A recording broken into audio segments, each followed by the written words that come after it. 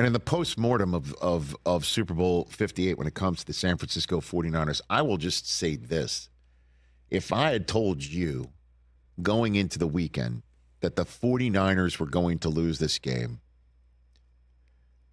would you have said the reason why would have because Brock Purdy didn't meet the moment?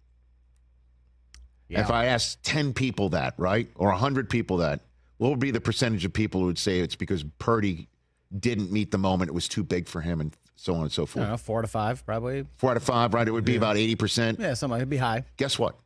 He was terrific. He was terrific. Terrific. Terrific is strong. Chris, terrific is strong. Terrific. He played good enough to win the game, but not quite good enough. Dude, he did the exact same thing that Garoppolo did. No, he had Debo for a touchdown and overthrew him. Here's what I will say about that. That, yes, he was open. Mahomes missed a ton of throws last night, too.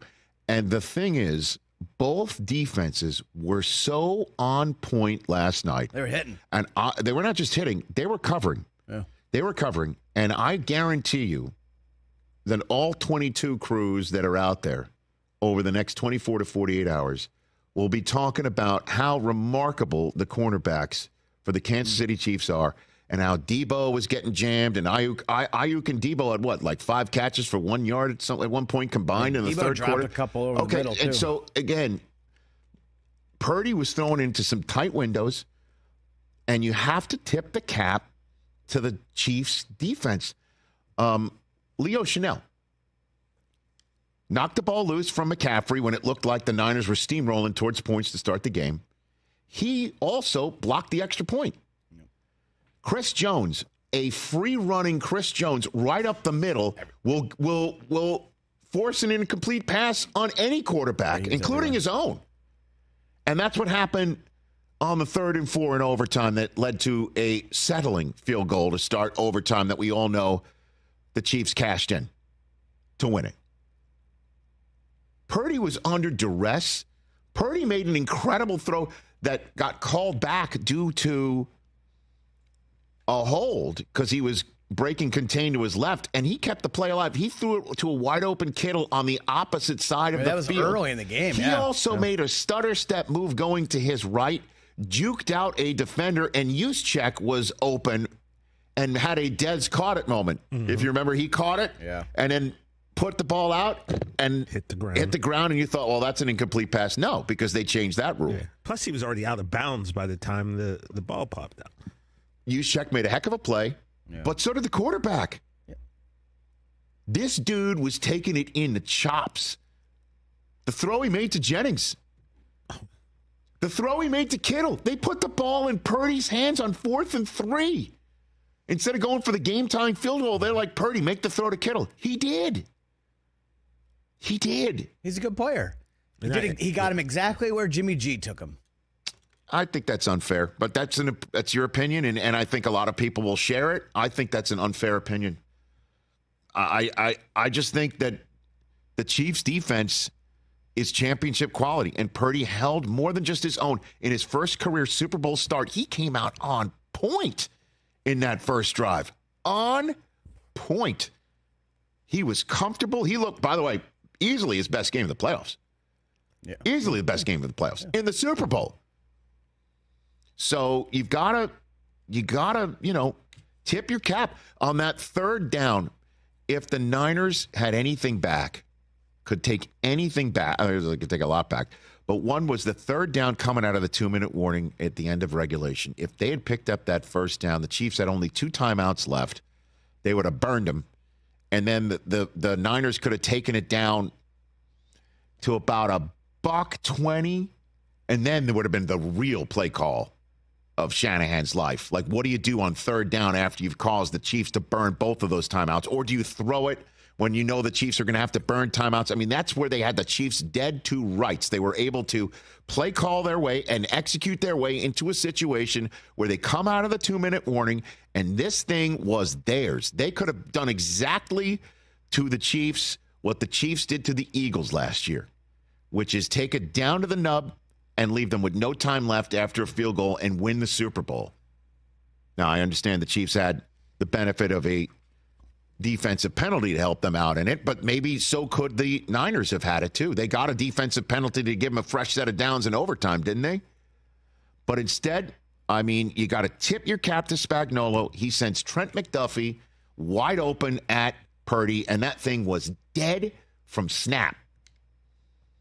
And the Chiefs now had 2 timeouts and just a 3-point deficit left, and they damn near won it in regulation at the end also. And then there's this. Is it Purdy's fault? This is what's going to really hurt the Niners, and I get it. This is not Purdy's fault at all, but this one came across my my desk just moments ago here from NFL Network Research. The Chiefs trailed 42 minutes and 5 seconds in the game. The only team that won the Super Bowl that trailed longer was the Super Bowl 17 Washington team against Miami. They trailed 42 minutes and 57 seconds in that game before winning. The Chiefs, in overtime, became the first team in Super Bowl history to win after trailing 4 separate times in the game. 4. The only other team to win a playoff game in which they trailed 4 more times in the last 10 postseasons was also the Chiefs. You know when that was? This year's playoffs. That's what happens when you have Mahomes, who's now 9-2 in games in which he's trailed in the playoffs at least by 7 or more points. Everyone else, as I've told you last week, is under 500 in their careers in such situations. But the one thing that would kill him, if I had told you, what if I told you? What if I told you? As San Francisco 49er fans, would you have signed for this one? The Chiefs would start Super Bowl 58. Punt, red zone, fumble, punt, field goal. That's your first half possessions. Sign for it, right? Absolutely. Then the second half possessions, interception, punt, field goal, punt. You signed for that too, right? Yep. Problem is that second punt was the muff punt. Yep. And once that happened, Chiefs scored a touchdown. They finished up their following possessions. Their 5 final possessions was punt and then get it back on a muff. Touchdown, field goal, touchdown. Changed the whole game. Right. That's not Purdy's fault. Now, hold on a minute. Hold on a minute. Now, hold on a minute. Chances. Hold on a minute. Though, as I keep returning, the early part of the third quarter is when you needed to have these body blows and then fumble, staggering hits. Like, they should have been up by so much where the muff punt really wouldn't have mattered. So, is it play calling? Is it Purdy?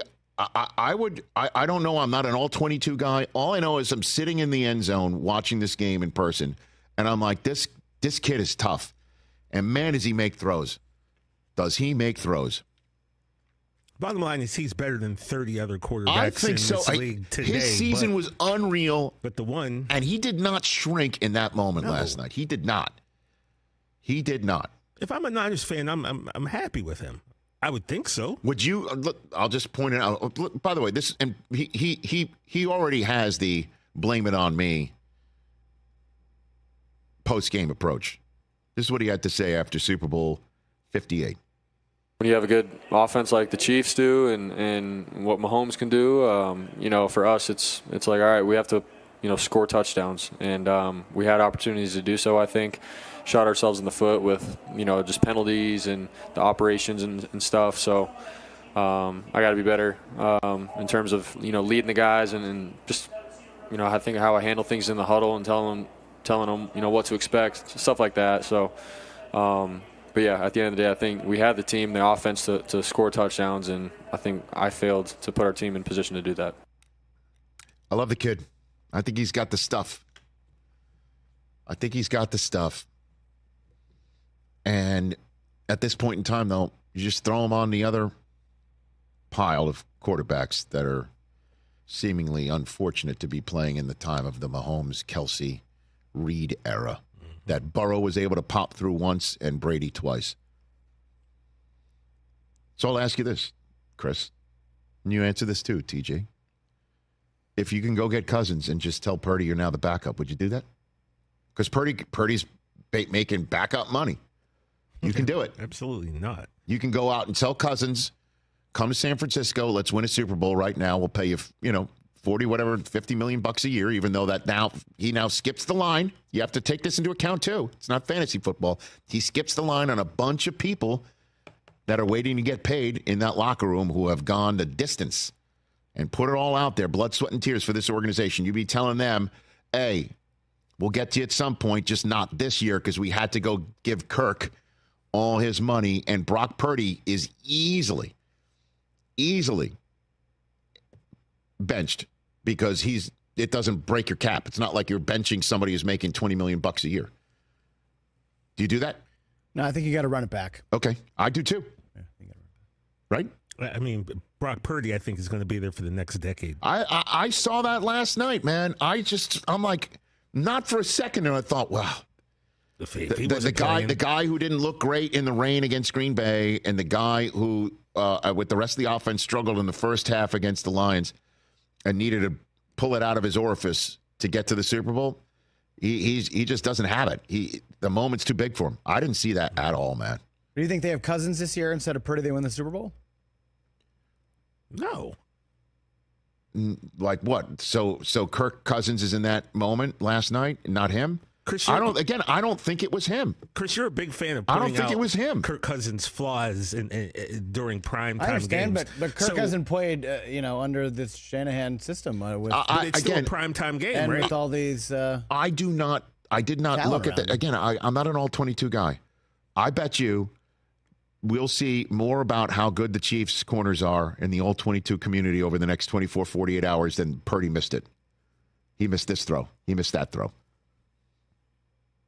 I'd wager on that. This play in overtime, Brandon Ayuk is so wide open, but Chris Jones is unblocked. Unblocked? Like, what are we doing? 95? What are we doing? If the Chiefs could have chosen one guy to be unblocked on that do-or-die play, they'd have chosen 95. I've watched this play 100 times in the last few minutes. He's so... Right. That's not 13's fault. That's not 13's fault.